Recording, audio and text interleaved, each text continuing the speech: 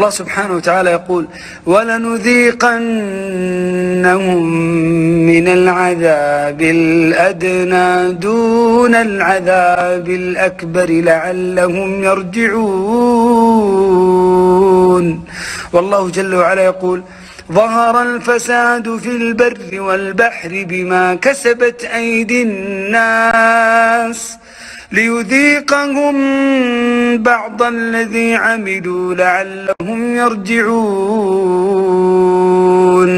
ويقول الله عز وجل: ولو أن أهل القرى آمنوا واتقوا لفتحنا عليهم بركات من السماء والأرض ولكن كذبوا فأخذناهم بما كانوا يكسبون.